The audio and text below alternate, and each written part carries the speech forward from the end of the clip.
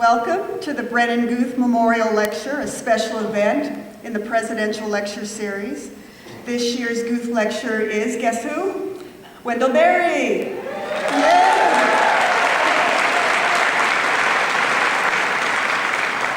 My name is Deborah Slicer. I teach in the philosophy department, and I'll be introducing Mr. Berry very soon. First, some quick announcements. Mr. Berry would love to answer your questions after the talk. There are microphones, one each in the aisles, and if after the talk you have questions, please just line up behind the microphones and speak into the microphones so he can hear you and so the rest of us can hear your questions.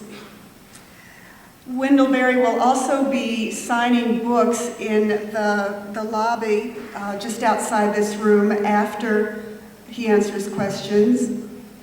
And finally, I want to invite you to a second talk that Mr. Berry is giving tomorrow afternoon. It's sponsored by the Philosophy Forum. It's at 3:10 in the afternoon in the Gallagher Business Building, room 106. The title is Imagination in Place, a seminar on a lecture. And Mr. Berry will talk more informally and maybe in more depth on some of tonight's topics. So please join us tomorrow at 3:10 in the afternoon, Gallagher Business Building, room 106. Now for some special thank yous. Thanks go to President George Dennison for his continuing support of the Presidential Lecture Series. Thank you to Richard Drake and Michelle Shaughnessy for the outstanding job they do bringing smart and current speakers to Missoula, Montana. Thank you to Albert Borgman for his efforts on behalf of the Guth Foundation. And very, very special thanks to the Guth family. This lecture honors Brennan Guth, a graduate of our philosophy program here at U of M. Brennan was one of my first teaching assistants ever. He assisted me in an introductory ethics class several years ago. My colleagues and I remember him as a very sincere student of philosophic questions, those questions that give human life shape and meaning, including and especially the question, how ought I to live? A question that Mr. Berry speaks to in every piece of fiction, nonfiction, and piece of poetry that he writes. Brennan Guth was also a world-class kayaker, a kayaking teacher, and he's credited with bringing this sport to the mainstream. He died in March 2001 in a kayaking accident in Chile. It's especially fitting that Wendell Berry speak on this occasion as we honor a young man who genuinely loved the rivers of the world and who instilled in his students an ethical appreciation for the wildness in water. Wendell Berry was born in Henry County, Kentucky on August 5, 1934. Today is October 7, 2004, and Wendell Berry continues to make his home in Henry County, Kentucky. Minus a few odd years at Stanford as a Stegner Fellow and a few odder years in New York City as a professor at New York University, he has lived nearly 70 years on land that his family has lived on or around since 1803. So our country's preeminent living writer on place in this age of displaced persons knows his subject matter well. He refers to himself as a placed person, a person who works at a decent, open, generous, and responsible relationship with the land, to use his words. He works to make a home with it, much the way one actively makes a marriage. A life with one sweetheart, to use one of Berry's analogies, and I want to run with that analogy for just a minute longer. In The Long-Legged House, he says the following of his first summer that he spent with his new bride, Tanya, who's also here tonight. The first summer they spent together at camp. that piece of ground where they intended to place themselves. And this is what he says. In the life we lived that summer, we represented to ourselves what we wanted, and it was not the headlong pilgrimage after money and comfort and prestige. We were spared that stress from the beginning. And there at camp we had around us the elemental world of water and light and earth and air. We felt the presence of the wild creatures, the river, the trees, the stars. Though we had our troubles, we had them in a true perspective. The universe, as we could see any night, is unimaginably large and mostly empty and mostly dark. We knew we needed to be together more than we needed to be apart. The elemental world of air, water, light, earth, the presences of wild creatures, the river, the trees, the man and the woman, all fellow travelers in the splendor and travail of this earth, as Henry Beston once put it. And Mr. Berry's right, we need to be together. Wendell Berry has developed these ideas in language that is as well crafted, as elegantly simple, as functionally beautiful, and as enduring as Shaker furniture. He has written more than 30 books of essays, fiction, and poetry. Some popular titles here in U of M classrooms include The Unsettling of America, Living by Words, The Gift of Good Land, Home Economics, Jayber Crow, A Timbered Choir, Farming, a Handbook. Mr. Berry's honors include a Guggenheim Fellowship, a Rockefeller Fellowship, NEA grants, a Lannan Foundation Award for Nonfiction, a T.S. Eliot Award for Poetry, the John Hay Award from the Orion Society, and much more.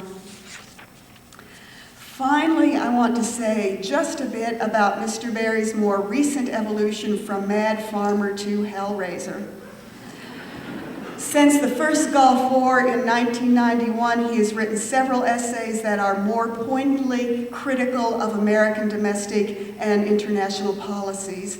These essays include Thoughts in the Presence of Fear, Peaceableness Toward Enemies, The Failure of War, A Citizen's Response to the National Security Strategy of the United States of America, and his recent open letter to John Kerry. I recommend you read these if you haven't already done it. Read it soon, read them before November 2. The title of his talk tonight is Imagination in Place. Please welcome Mr. Wendell Berry to the University of Montana.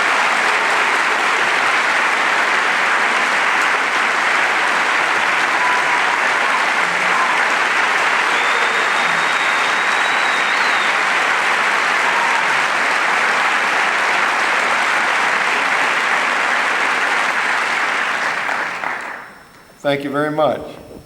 Now, I know that I'm supposed to put this paper of mine into this, and I want people to hear, and that's my instructions. I'm supposed to talk straight into that. And I want you to hear, and if you don't hear, call out, since I can't see you. You don't need to worry about interrupting this. I'm not Yo-Yo Ma.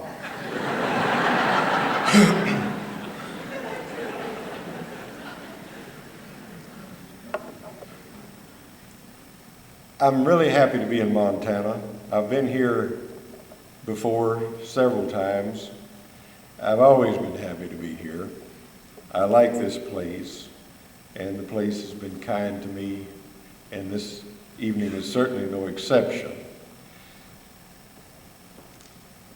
I've known from the beginning that it was an honor to be asked to make this presentation, and the more I've learned about it and the occasion of it, the more moved and grateful I am. So thank you. I thank all of you for coming tonight. Usually my speeches are essays and my essays are speeches. And I can get away with just changing the name for the occasion. This piece of work that I'm going to read to you tonight started out as an essay, and I really can't call it a speech. It's, as you'll see, rather insistently an essay, that is, an attempt on a subject that is extremely difficult. And it calls itself an essay throughout. I need to say a couple of other things. When I say this place or here in this essay, I don't mean Missoula. I mean the little place that Tanya and I live in and on in Kentucky. Imagination in place. I have been invited to write an essay about the role of place in my work, especially in my fiction. It should be obvious to readers that the role of place in my work has been important, and yet the relationship between my place and my work seems dauntingly complex insofar as I've been conscious of it, and I believe I've been only partly conscious of it. By an interworking of chance and choice, I've happened to live nearly all my life in a place I don't remember not knowing. Most of my forebears for the last 200 years could have said the same thing. I was born to people who knew this place intimately, and I grew up knowing it intimately. For a long time, the intimacy was not very conscious, but I certainly did not grow up here thinking of the place as subject matter, and I have never thought of it in that way. I have not lived here or worked with my neighbors and my family or listened to the storytellers and the rememberers in order to be a writer. The place is precedent to my work, especially my fiction, and is, as I shall try to show, inevitably different from it. By the same interworking of chance and choice, though somewhat expectedly, I have lived here as a farmer. Except for one great-grandfather, all of my family that I know about have been farming people. And I grew up under instruction, principally from my father, but also from others, to learn farming, to know the difference between good farming and bad, to regard the land as of ultimate value, and to admire and respect those who farmed well. I never heard a farmer spoken of as just a farmer, or a farm woman as just a housewife. To my father and his father especially, the knowledge of land and of farming was paramount. They thought the difference between a good farmer and a bad one was just as critical as the difference between a good politician and a bad one. In 1964, after several years of wandering about, my wife Tanya and I returned to Kentucky with our 2 children and bought the property known as Lane's Landing on the Kentucky River, about a mile from the house where my mother was born and raised, and about 5 miles from my father's home place. The next summer we fixed up the house and moved in. We have been here ever since, or Tanya and I have. Our children are farming nearby. Before we moved here, I had known this place for 31 years, and we have now lived here for 39. We raised our children here.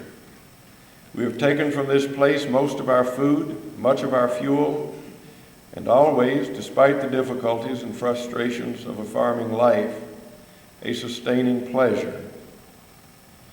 Also, nearly everything I've written has been written here. When I am asked how all this fits together, I have to say awkwardly.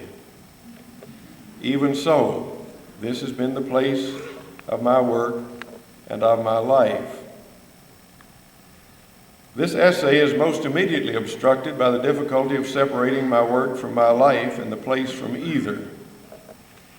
The place included in some of my work is also the place that has included me as a farmer and as a writer. In the course of my life and of my work as a farmer, I have come to know familiarly 2 small country towns and about a dozen farms. That is, I have come to know them well enough at one time or another that I can shut my eyes and see them as they were, just as I can see them now as they are. The most intimate world of my life is thus a small one. The most intimate world of my fiction is even smaller. A town of about 100 people, Port William, and a few farms in its neighborhood. Between these 2 worlds, the experienced and the imagined, there is certainly a relationship. But it is a relationship obscure enough as it is, and easy to obscure further by oversimplification. Another difficulty of this essay is the temptation to oversimplify. In fact, I was tempted not to write it, simply because the cliches bunch up around this subject so thickly. As a lot of writers must know, it is easy for one's family or neighbors to identify fictional characters with actual people. A lot of writers must know, too, that these identifications are sometimes astonishingly wrong and are always at least a little wrong. The inevitability of this sort of error is explainable, and it is significant. Some of my own fiction has seemed to me to be almost entirely imagined. Some of it has drawn maybe as close as possible to actual experience. The writing has sometimes grown out of a long effort to come to terms with an actual experience. But one must not be misled by the claims of realism. There is, true enough, a kind of writing that has an obligation to tell the truth about actual experience, and therefore is obliged to accept the limits of what is actually or provably known. But other kinds of writing, insofar as they are works of imagination, come of an impulse to transcend the limits of experience or provable knowledge in order to make a thing that is whole. Of course, no human work can become whole by including everything, but it can become whole in another way, by accepting its formal limits and then answering within those limits all the questions it raises. Any reasonably literate reader can understand Homer without the benefit of archaeology, or Shakespeare without resort to his literary sources. It seems to me that my effort to come to terms in writing with an actual experience has been, every time, an effort to imagine the experience, to see it clear and whole in the mind's eye. One might suppose reasonably enough that this could be accomplished by describing accurately what one actually knows from records of some sort or from memory. But this, I believe, is wrong. What one actually or provably knows about an actual experience is never complete. It cannot, within the limits of memory or factual records, be made whole. Imagination completes the picture by transcending the actual memories and provable facts. For this reason, I have often begun with an actual experience and in the end produced what I've had to call a fiction. In the effort to tell a whole story, to see it whole and clear, I have had to imagine more than I have known. There's no use in telling a pretty good story when you can tell a really good one. My mother's father told me once. In saying so, he acknowledged both a human limit and a human power, as well as his considerable amusement at both.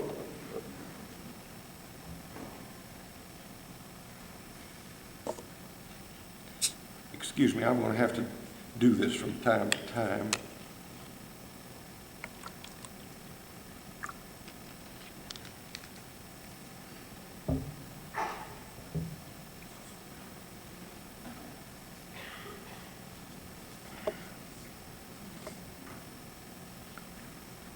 I believe I can say properly that my fiction originates in part in actual experience of an actual place. Its topography, weather, plants and animals, its language, voices, and stories. The fiction I have written here, I suppose, must somehow belong here, and must be different from any fiction I might have written in any other place. I am pleased to suppose so. But the issue of influence is complex and obscure, and the influence of this place alone cannot account for the fiction and the other work I have written here. Both my writing and my involvement with this place have been in every way affected by my reading.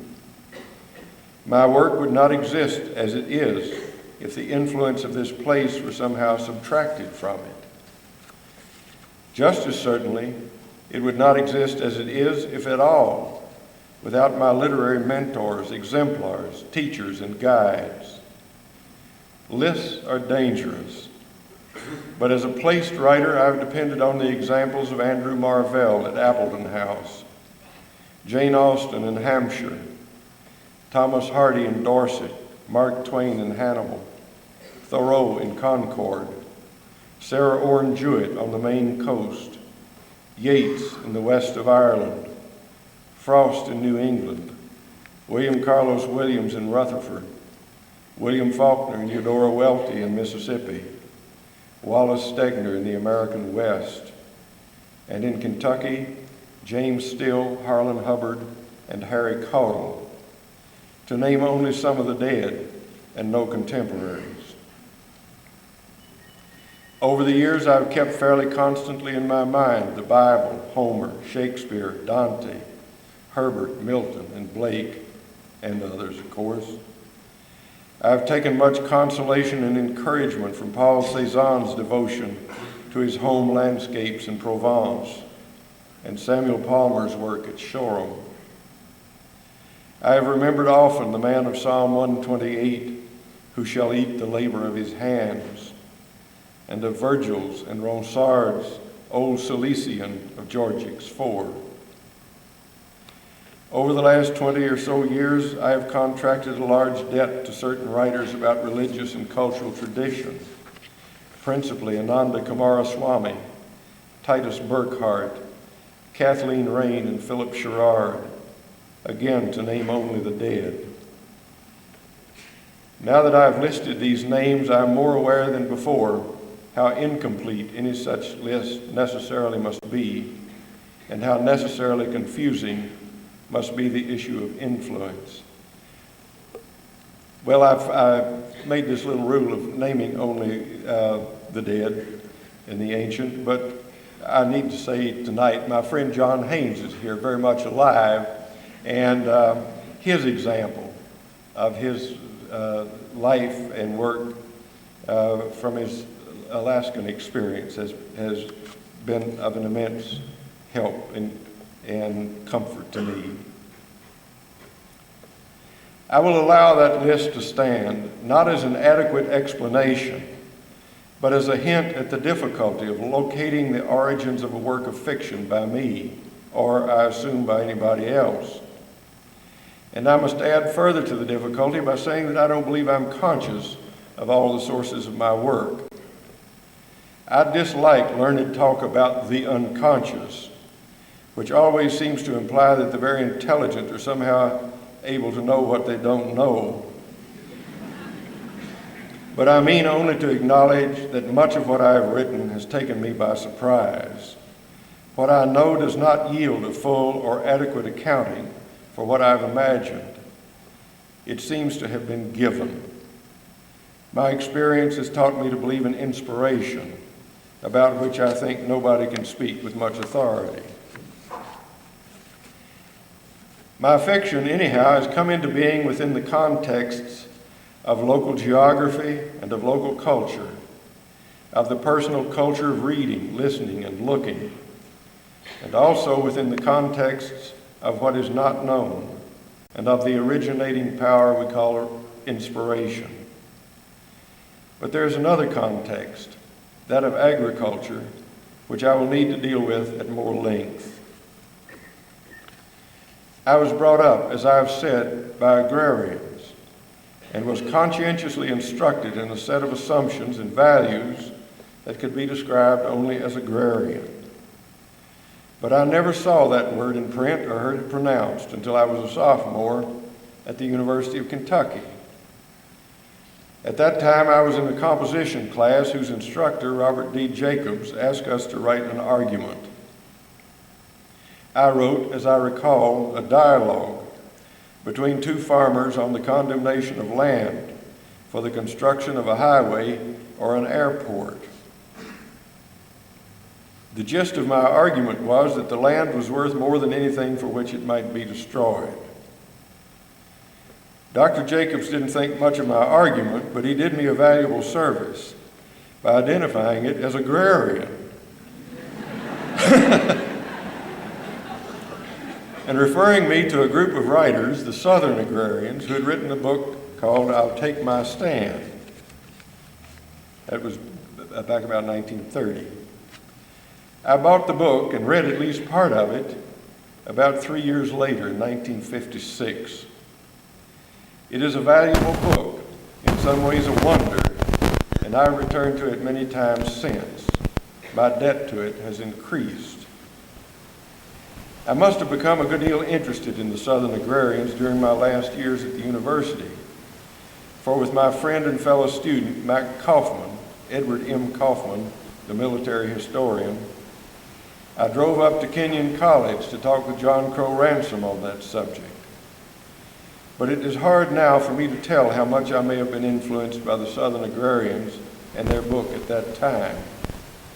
Ransom by then was disaffected from I'll Take My Stand, though his elegant introduction, a statement of principles, is still the best summary of agrarian principles versus the principles of industrialism. And I think I encountered not much at the University of Kentucky that would have confirmed my native agrarianism. It seems to me now that my agrarian upbringing and my deepest loyalties were obscured by my formal education. Only after I returned to Kentucky in 1964 did I begin to reclaim what I'd been taught at home as a growing boy. Once I was home again, the purpose and point of that teaching became clear to me as it had not before, and I became purposefully and eagerly an agrarian. Moreover, because I had settled here as a farmer, I knew that I was not a literary agrarian merely, but also a practical one.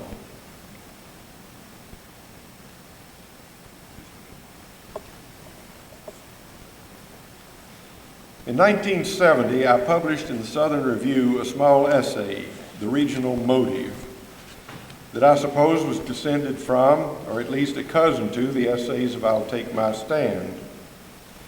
But in my essay, I said that, this is a quote, the withdrawal of the most gifted of the Southern agrarians into northern colleges and universities invalidated their thinking and reduced their effort to the level of an academic exercise. Whatever the amount of truth in that statement, and there is some, it was also a piece of smartassery.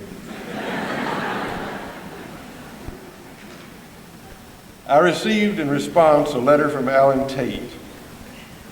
As I knew, Tate could be a combative man, and so I was moved, as I still am, by the kindness of his letter.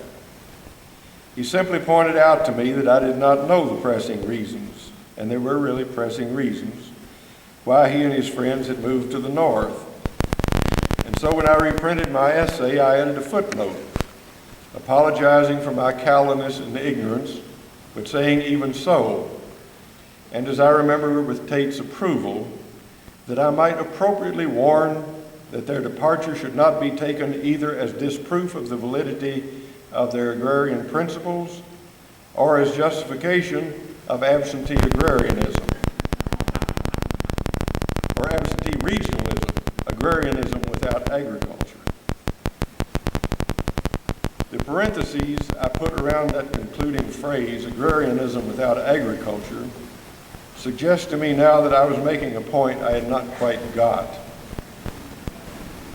The phrase, which appears to have been only an afterthought 32 years ago, points to what now seems to me the major fault of "I'll take my stand." The agrarianism of most of the essays, like the regionalism of most of them, is abstract, too purely mental. The book is not impractical.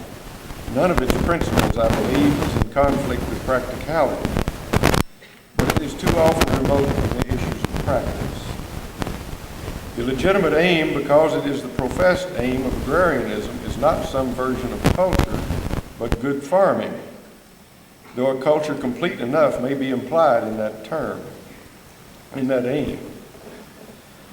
By 1970, I had begun to see the flaws and dangers of absentee regionalism, and especially of Southern absentee regionalism. Identifying with the South as if it were somehow all one and the same place would not help you to write any more than it would help you to farm. As a regional book, "I'll Take My Stand" mostly ignores the difficulty and the discipline of locality.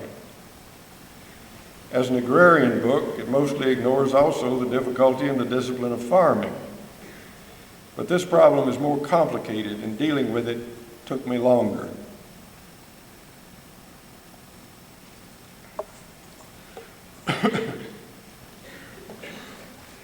Of the 12 essayists, only Andrew Lytle and John Donald Wade appeared to speak directly from actual knowledge of actual farming in an actual place.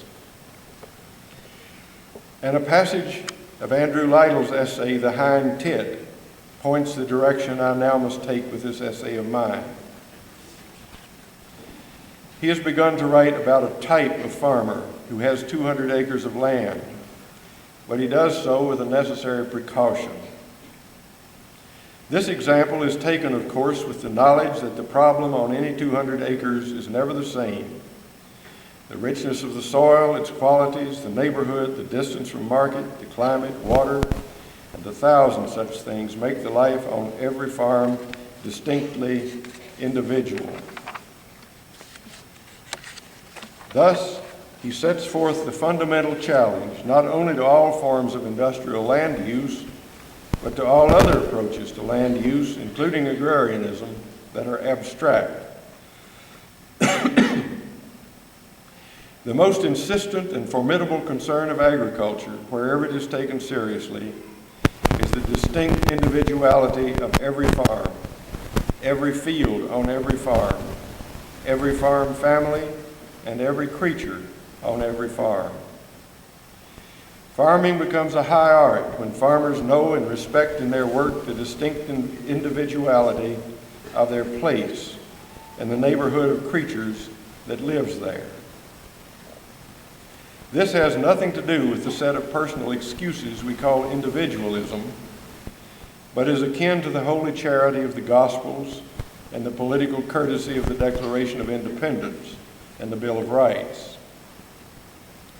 Such practical respect is the true discipline of farming, and the farmer must maintain it through the muddles, mistakes, disappointments, and frustrations, as well as the satisfactions and exultations of every actual year on an actual farm. And so it has mattered, undoubtedly it has mattered to my fiction, that I've lived in this place both as a farmer and as a writer. I am not going to pretend here to a judgment or criticism of the writing I've done. I mean only to say something about the pressures and conditions that have been imposed on my writing by my life here as a farmer. Rather than attempt to say what I've done, I will attempt to speak of farming as an influence. Having settled even in so marginal a place as this, undertaking to live in it even by such marginal farming as I've done, one is abruptly and forcibly removed from easy access to the abstractions of regionalism, politics, economics, and the academic life. To farm is to be placed absolutely. To do the actual work of an actual farm, one must shed the cliches that constitute the South or my old Kentucky home and come to the ground. One may begin as an agrarian, as some of us to our good fortune have done. But for a farmer, agrarianism is not enough. Southern agrarianism is not enough, and neither is Kentucky agrarianism or Henry County agrarianism. None of those can be local enough or particular enough. To live as a farmer, one has to come into the local watershed and the local ecosystem and deal well or poorly with them. One must encounter directly and feelingly the topography and the soils of one's particular farm and treat them well or poorly.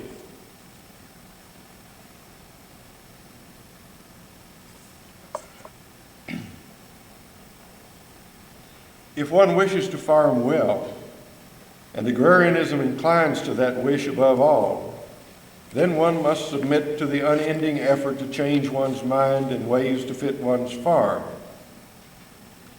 This is a hard education which lasts all one's life, never to be completed, and it almost certainly will involve mistakes. But one does not have to do this alone or only with one's own small intelligence. Help is available, as one had better hope. In my farming, I've relied most directly on my family and my neighbors, who have helped me much and taught me much. And my thoughts about farming have been founded as well on a few wonderful books. Farmers of 40 Centuries by F.H. King, An Agricultural Testament in the Soil and Health by Sir Albert Howard, Tree Crops by J. Russell Smith, and A Sand County Almanac by Aldo Leopold. These writers bring the human economy face to face with ecology, the local landscape, and the farm itself. They teach us to think of the ecological problems and obligations of agriculture. And they do this by seeing in nature the inescapable standard, and in natural processes the necessary pattern for any human use of the land. Their thinking has had its finest scientific result thus far in the Natural Systems Agriculture of the Land Institute in Salina, Kansas. Natural systems agriculture returns to the classical conception of art as an imitation of nature. But whereas Hamlet saw art as holding a mirror up to nature, and thus, in a sense, taking its measure, these agricultural thinkers have developed as well the balancing concept of nature as the inevitable mirror and measure of art. In addition to books specifically about agriculture and ecology, I've been steadily mindful as a farmer of the writers mentioned earlier as literary influences. And I've depended for many years on the writing and the conversation of my friends Gene Logsdon, Maurice Telline, Wes Jackson, and David Klein. I've been helped immeasurably also by the examples of Amish agriculture, of the traditional farming of Tuscany as I saw it more than 40 years ago, of the ancient agricultures of the Peruvian Andes and the deserts of the American Southwest, of the also ancient pastoral landscapes of Devonshire, and of the best farming here at home as I knew it in the 1940s and early 50s before industrialization broke up the old pattern. What I've learned as a farmer, I've learned also as a writer, and vice versa. I have farmed as a writer and written as a farmer. For the sake of clarity, I wish this were more divisible or analyzable or subject to generalization than it is. But I'm talking about an experience that is resistant to any kind of simplification. It is an experience of what I will go ahead and call complexification. When I'm called, as to my astonishment I sometimes am, a devotee of simplicity, since I live supposedly as a simple farmer, I'm obliged to reply that I gave up the simple life when I left New York City in 1964 and came here.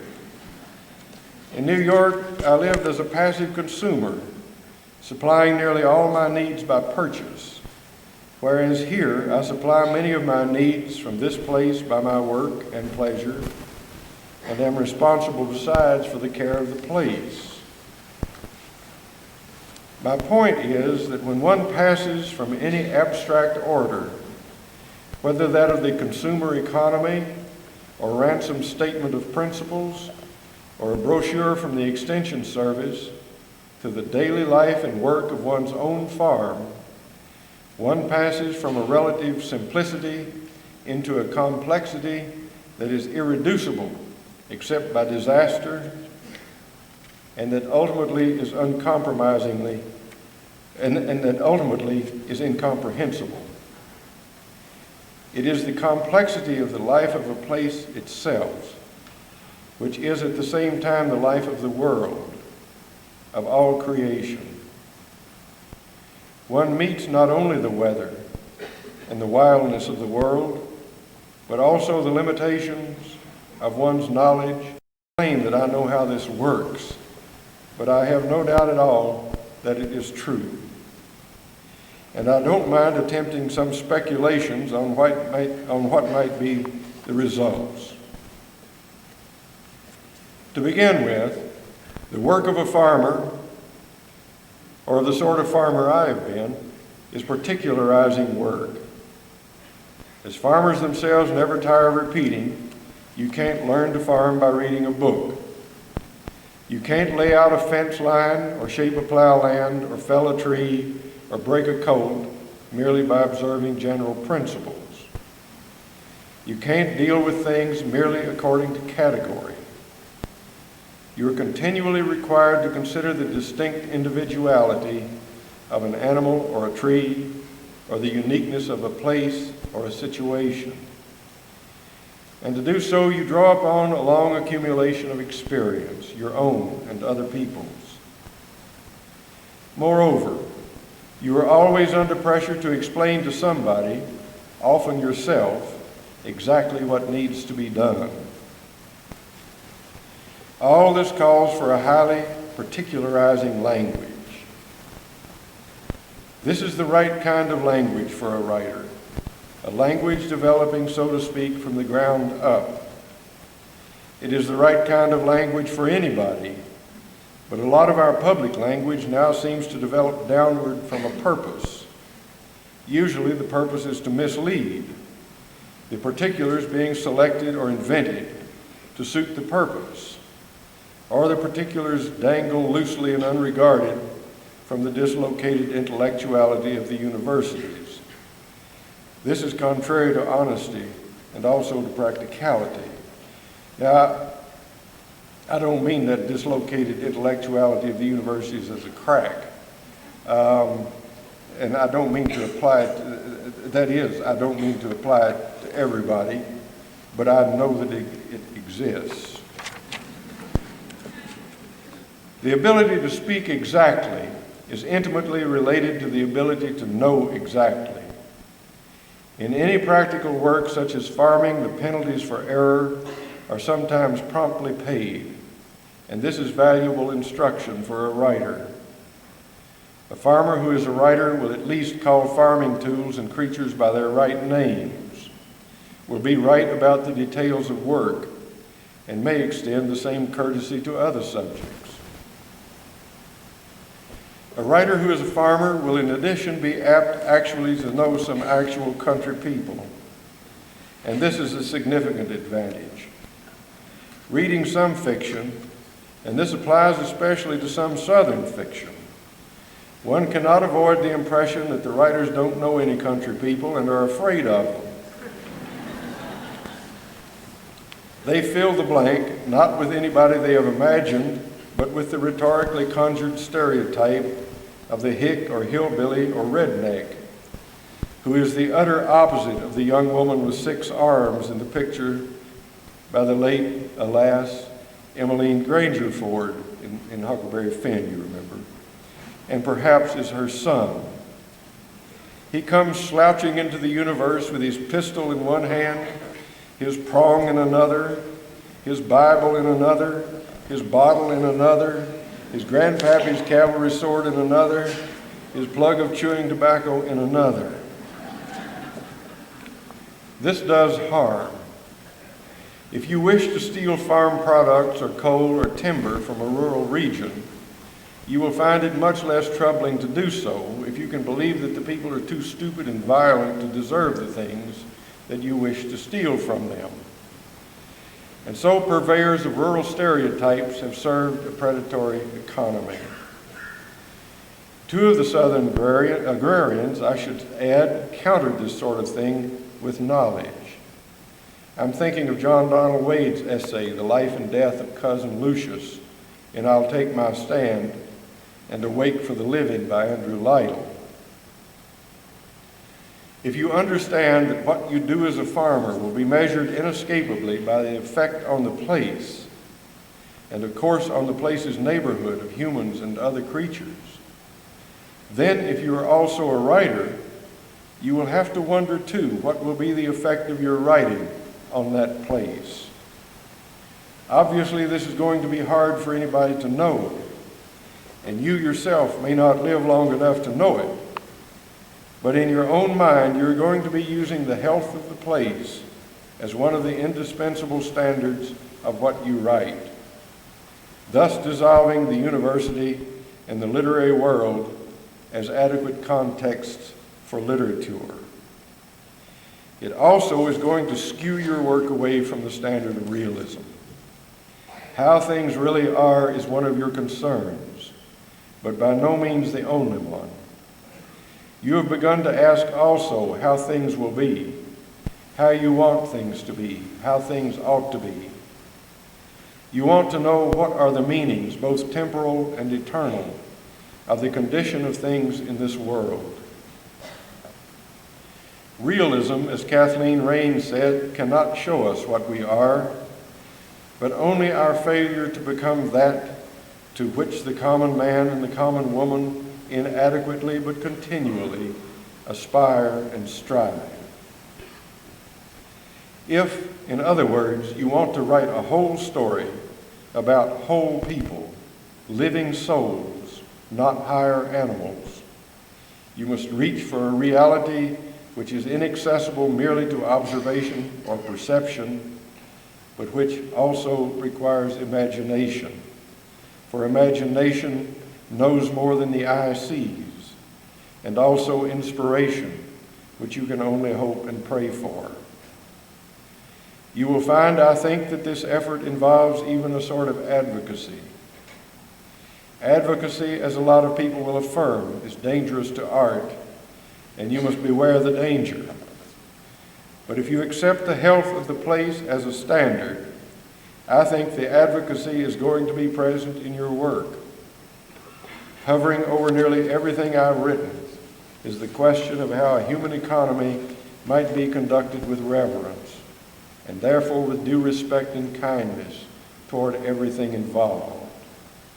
This, if it ever happens, will be the maturation of American culture.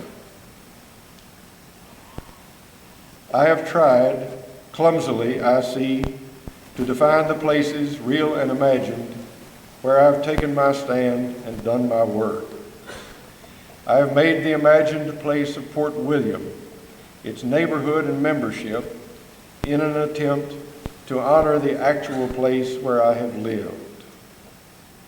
By means of the imagined place over the last 50 years, I've learned to see my native landscape and neighborhood as a place unique in the world, a work of God, possessed of an inherent sanctity that mocks any human valuation that can be put upon it. If anything I've written in this place can be taken to countenance the misuse of it, or to excuse anybody for rating the land as capital or its human members as labor, my writing would have been better unwritten. And then to hell with any value anybody may find in it as literature.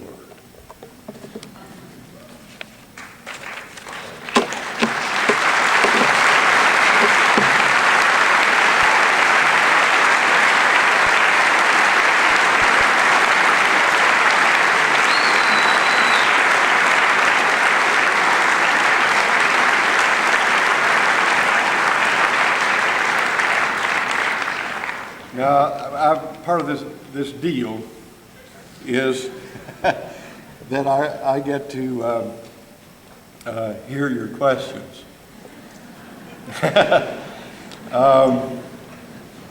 I know that this piece raises a lot more questions than it answers, and so I'd be glad to hear from you about it.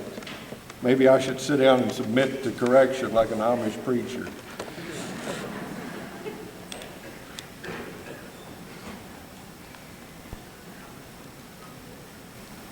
And you'll have to just start. I can't see back there very well. Are cities places? At the end of the question? Sure they are. Right, I see you now. Of course they are. And necessary places too. And with agricultural and ecological responsibilities just like every other place. And I think the cities are, all the cities I go to now, I think have people in them, growing significant little groups who understand that this is so, and understand that what we've got to have is not competition between urban and rural people, but some kind of cooperation, some kind of face-to-face knowledge and cooperation. Thank you. My pleasure. Mr. Berry, thank you for coming to Missoula. It's a pleasure to have you on this moving on to my career.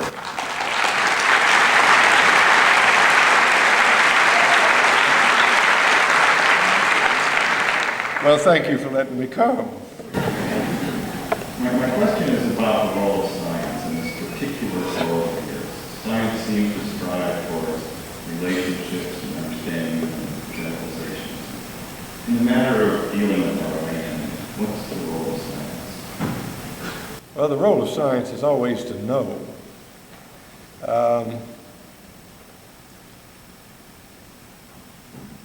The problem with science is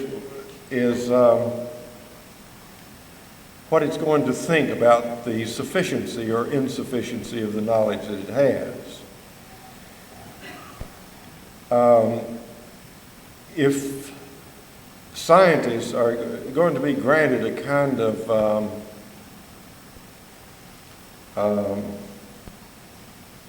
Olympus in our culture to sit on and be above everybody and hand down the knowledge, and they're going to assume that if the knowledge they have isn't sufficient now, it soon will be, then they got problems. And then they are the problems that the rest of us have too. I think we're in serious trouble from that kind of science now.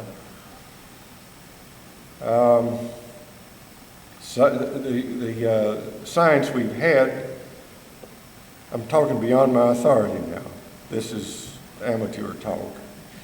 The science that we've had is reductive science that learned how to do very well relatively simple things. And that success is always dangerous. That success has caused scientists to think too well of themselves, and it's caused the rest of us to think too well of scientists.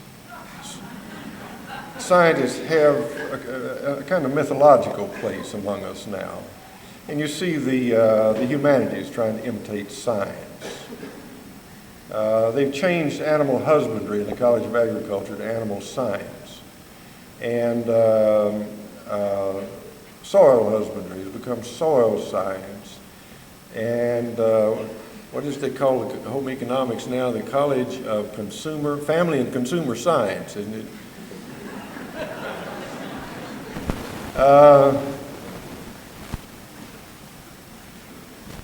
This is poppycock, and people in universities all the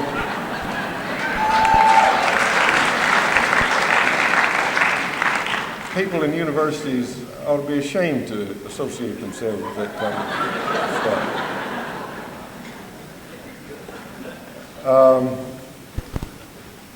And this is a good example of what I'm trying to talk about. If you have home economics, you at least are associating a family and consumerism with home. And that implies a discipline. It implies a context that isn't entirely scientific. Why should you wrest family and consumer affairs away from the context of home?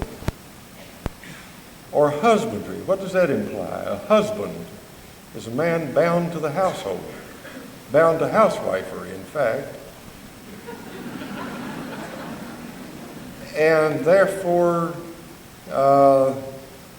farming as husbandry is bound to the household, to the life of the family living on the farm. You see, the question, all this implies to me is, the question for scientists is, are they willing to participate in a larger context?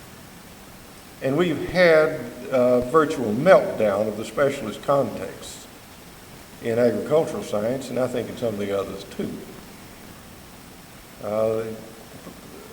Well, look at what genetic engineering has done. It's a perfect analogy I was just saying a while ago to somebody with the Iraq War. You become capable of doing something and then you do it. On the assumption, I suppose, that the scientists are going to tell you how to get out of it. And we know that that doesn't work. Not to ask you to make another comment on the Iraq War, but would you consider a war an ultimate disrespect of place? Of course it is. It's the ultimate disrespect for people. People make themselves able to carry on war by becoming able to kill children and destroy places utterly, little farms. If you get that, one of those Life magazine picture books of World War II that show pictures that show no American dead, you'll see tank tracks driving across the little farms of Okinawa. And you mustn't make the mistake of thinking that people who are willing to think of that kind of destruction as an acceptable cost limit it to people you think are the enemy. If you've made up your mind to accept the death of a child as a reasonable cost for some aim of yours, you've made up your mind to accept the death of any child. Any child. If you've made up your mind that any place is expendable in the interest of a cause, then you've made up your mind that any other place is expendable. Now, this mentality is loose among us. We are claiming to be surprised that some people in the Middle East are willing to kill themselves in order to kill other people. We act like we think that's a first of some kind. We've been willing to destroy the world for half a century in order to kill other people, including ourselves. I mean, we're the original suicide bombers. We and Russia and the other great powers. But the point that I'm making is that the point I'm trying to get around to is we've got to think of something else.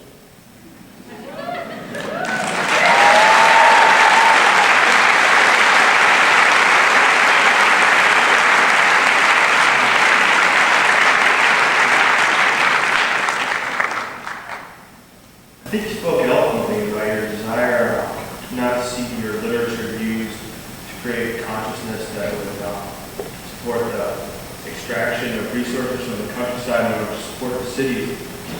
I wonder why, and this is mostly my impression based on sort of the abstract scientific ways we have of knowing the voting preferences of people in rural areas, why people in these areas seem to support political regimes that perpetuate this sort of behavior. Well, that's getting to be a famous question these days that I can't answer. I don't know.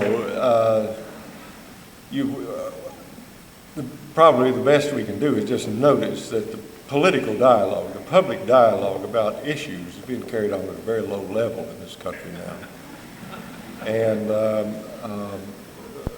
I believe in conversation. I really strongly believe in conversation. I don't know, maybe some of you know Dan Daggett's book called Beyond the Rangeland Conflict. He gives 10 case histories, I think, in which ranchers and conservationists have actually sat down and talked together. Once they sit down and talk together, a curious thing emerges, and that is that they want pretty much the same things. And but for that you've got to know how to converse, and that's why we need to pay a lot more attention to education. Education ought to be teaching people how to talk, how to have a good conversation, and this is not a thing that can be approached directly. You can't just say to your students, sit down there and start talking well. You've got to put something in their heads to talk with. And this, brings us back to the idea of what a liberal education, a liberating education might be. Let's see, am I done? Not quite. I was wondering if you could speak to the role religion plays in your sense of place, and if you don't mind going a little beyond that to whether or not it's a prerequisite for the rest of us to find that religious. Well, this is a terribly important subject, and we're getting into it late in the evening, but let me see if I can think about it well enough to talk about it. My conclusion from my experience of church in the early part of my life was that I didn't have any religion.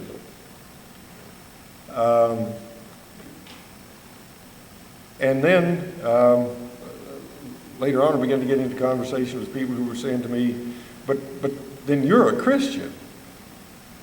And so I finally decided, well, maybe I am. But I've also learned lots from, I've been a careful reader of the Bible. I've been a very uncomfortable, sometimes anguished reader of the Bible. It's difficult for me, but I've learned a lot from it, and I tried to adhere to some of it too. But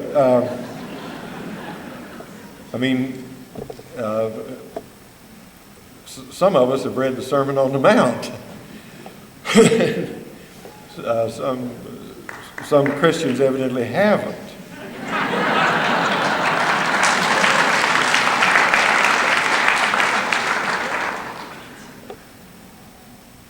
But it's important to see that the practical effect of some kind of orientation toward religion, some kind of taking seriously of religion, blows open the context. I mean, time and materiality are bad contexts for humans, and they don't perform well in. It's too small. Wes Jackson said a good thing. He said, in the wrong context, the best minds do the worst damage. Isn't that good? Think about that. So the important thing is to somehow or another open the context up. I just read in the latest issue of Poetry Magazine that there's now a project of Boeing, the Pentagon, and the National Endowment for the Arts to have a writing program for veterans of the Iraq war. And Dana Gioia, whom I've met and rather like, said that he'd noticed that there was a lot of similarity between the arts and the military.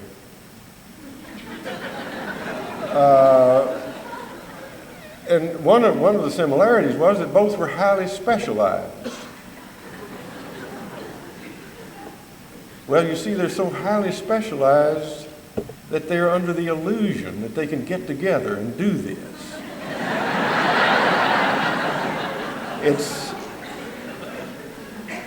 This is preemptive poetry.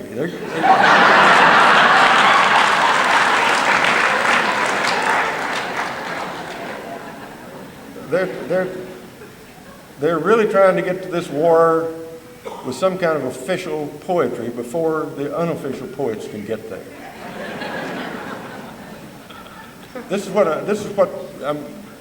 I used to hate that word context. I got so tired of it, listening to literary critics and so on use it.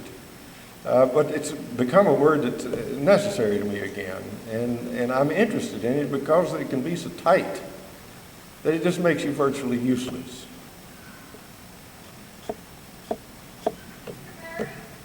Yes, ma'am. I'm curious about your views on the plight of the organic, but in order to have our corn organically certified, in order to be able to look at on a package. What are your views on organic farming?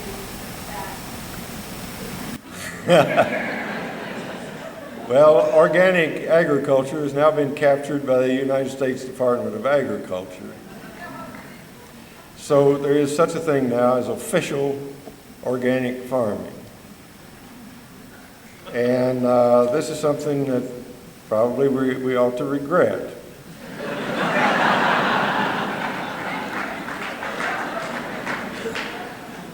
You can learn the principles of good agriculture from good farmers and from reading some of the books that I mentioned and others. And you have to understand that the vogue of organic agriculture comes from the inability of consumers to trust suppliers. So they're looking for a label now that stands for trustworthiness. So there are now hoops to jump through that are not, we need to jump through the hoops that nature prescribes for us, as the Land Institute people would insist. But there are ways around jumping through hoops that the government prescribes. And that way is to get to know a farmer, get to know a supplier. I know that Michael Abelman, who has a 12-acre organic farm in the midst of Santa Barbara, told me that he no longer bothers to be certified organic. He has old customers. He's serving customers who know him and they trust him. And it's that we've neglected, but we've got to put back.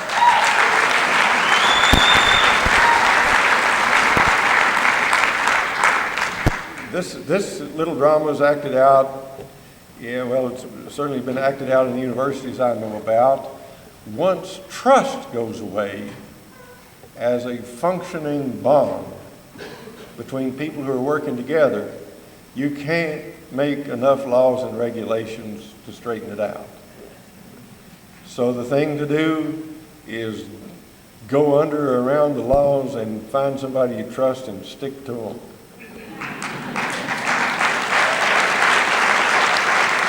Somebody else.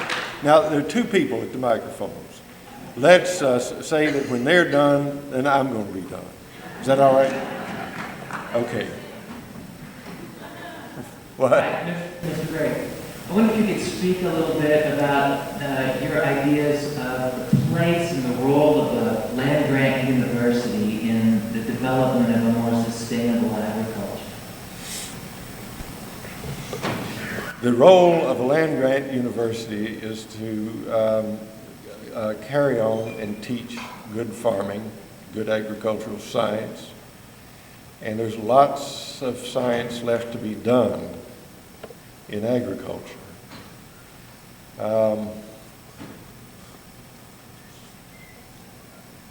And I think there's signs that the land grant institutions are improving in this way. I mean, they've got people in them now who are capable of carrying on a conversation that isn't prescribed by agribusiness, maybe the government. They need to begin to understand what it means to have husbandry in agriculture. They need to begin to put their minds to that. We hear all this talk about thinking outside the box. Surely we're all tired of that by now. But to get out of the specialist conversation and into an earnest conversation about how we take care of things, how we respect things, that's something that can be done in a scientific establishment, in a land-grant university. And that role is important. I think we're supposed to be a democracy, and we're supposed to understand that means that we're all independent thinkers. But we need to be realistic too. Everybody began to think or try to imitate reductive science, for instance, because they had permission. You know, the great institutions gave permission. If we're going to have a different thing, it would help enormously if the great institutions began to give permission to people to think in a different way. We've got scattered over the country, you know, hundreds, maybe thousands of little organizations trying to save something. If they were all together, if a politician of stature were to speak for them, they'd have a kind of permission that would let them coalesce into a constituency. They're not a constituency now. When I think about farming and the troubles we're having, I think of what it would mean if a politician of national stature would stand up and say, look, this is what's happening and we've got to take it seriously. You know, a lot of people would do it. There is such a thing as authority. It doesn't have to be authoritarian authority. But there's something valuable in having some person of stature who knows stand up and say, look, it's all right to think this way, and here's the way you do it. Thanks for taking my question. You spoke a little while ago in relation to Iraq and the violence of our to think of something different and to do it differently. And one of the things that I've admired so much about your writing and thinking is how you manage to convey thoughts that really move the heart and inspire new action without sentimentality, without the distraction, but in a way that really makes it feel like each of us individually could do something useful around.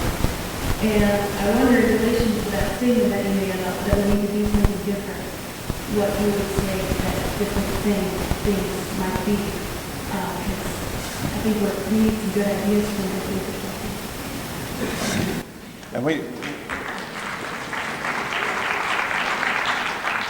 And most of that I just have to accept as a compliment and hope I'm worthy. But I think differently about what? Did you say?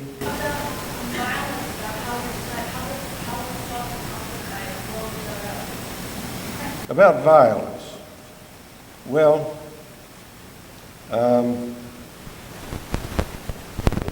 there's of course a lot to say about violence. What we need to do, I think, that the conversation about violence needs to begin with the recognition that it doesn't work.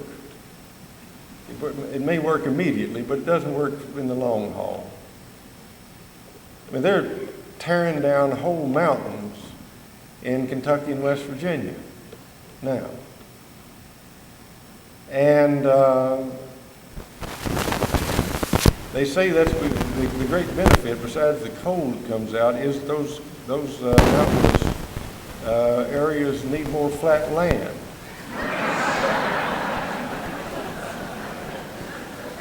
They've already got a good bit more manufactured flat land now than they're ever going to get anybody to build on.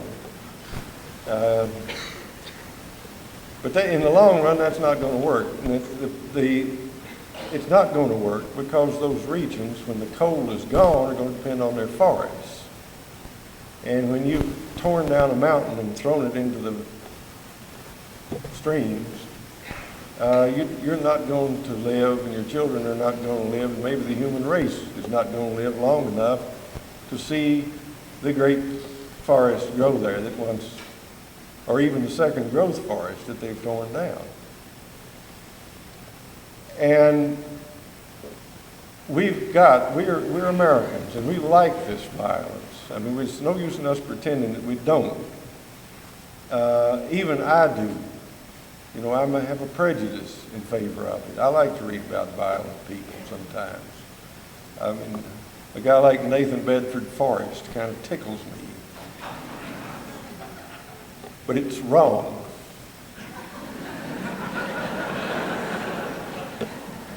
We've had this idea that maximum force relentlessly applied is the way to do anything. And I wrote about it somewhere. I went to the farm machinery show one year, and there was a plow called the sod blaster. You see, look at the names that we name our pesticides. Just awful, awful crudity. And I think we've got good teaching. And it's an embarrassment to a lot of people, but it mostly comes from the religious tradition that is trying to tell us that, well, as Blake said, that everything that lives is holy, that we have to respect everything, that we have to use the things we use with due respect. And we're finding out that there are penalties for not doing it.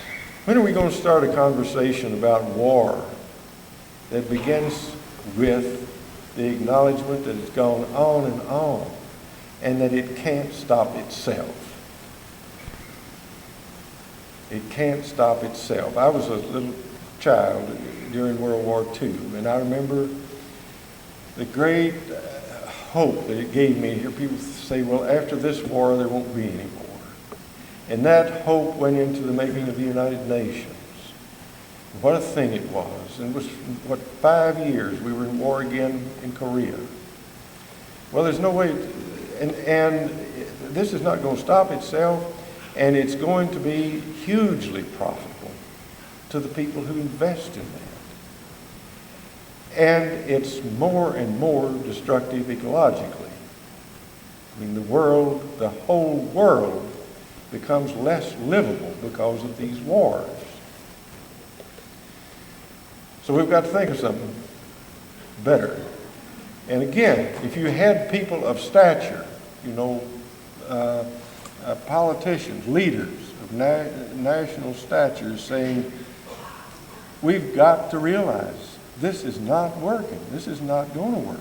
We've got to do something better. That would be a kind of a permission. Even for even maybe some of these violence lovers would say, well, he said that. Maybe we've got to think. But it's just silly to go on this way. Just silly. We're destroying our country. We've had this idea for going on 400 years now, that we're going to conquer nature. And the sad part about it is we're not doing it. Nature's conquering us. All nature has to do to get the best of us is just serenely refuse to accept our pollution, which she's doing. Nature just serenely says, I'm not going to accept this. You'll have to breathe it. You'll have to eat it. You'll have to drink it. How you like that?